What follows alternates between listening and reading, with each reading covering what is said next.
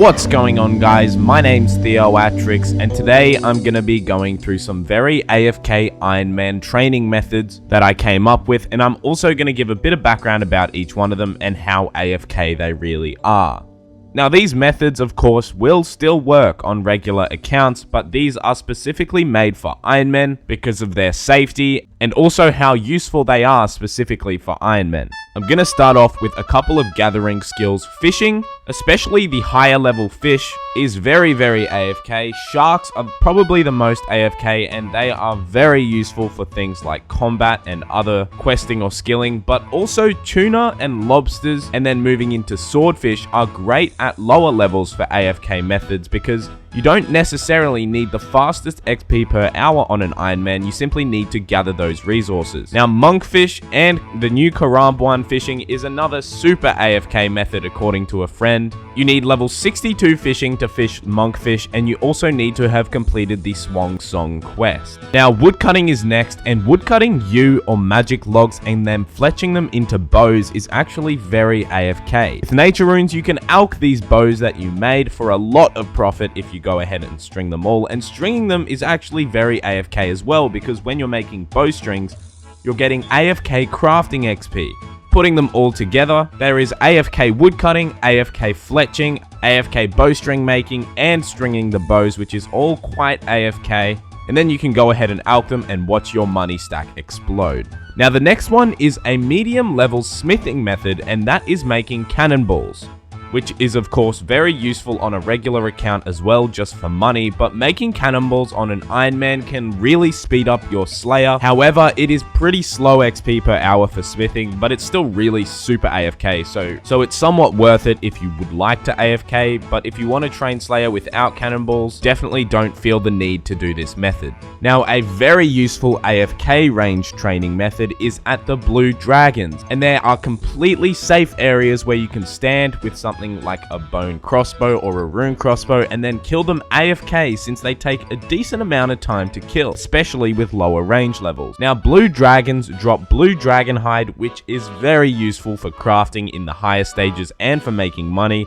and they also drop quite a lot of nature runes and lore runes, so these really add up if you camp there for a while. Last but not least, they drop dragon bones, and you should always store these up into your bank for the next method I'm gonna show, which is a great low-level prayer training method. And when you're grinding full inventories of bones at the top of the Ectofuntus, it's actually really AFK because it grinds them automatically and does the whole process, which takes quite a long time. Now, there are less AFK parts in between where you have to go get slime buckets and fill them up or buy them, and then you need to worship the altar with the slime and the crushed up bones, but the XP rates are incredible.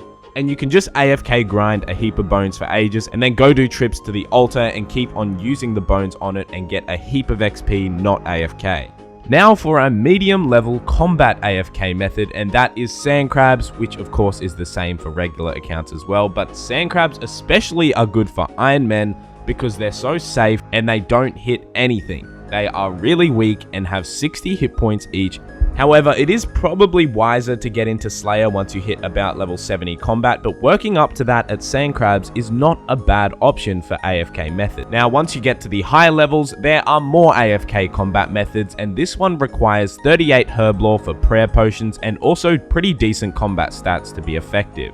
Killing the bandits at Bandit Camp in the Caridian Desert is super AFK, provided you have a Saradomin or a Zamorak item on you, which you can easily get from clue scrolls. These bandits don't stop ever attacking you if you have this god item, and they are super AFK, and you'll only ever log out if you don't click for too long and just automatically log out.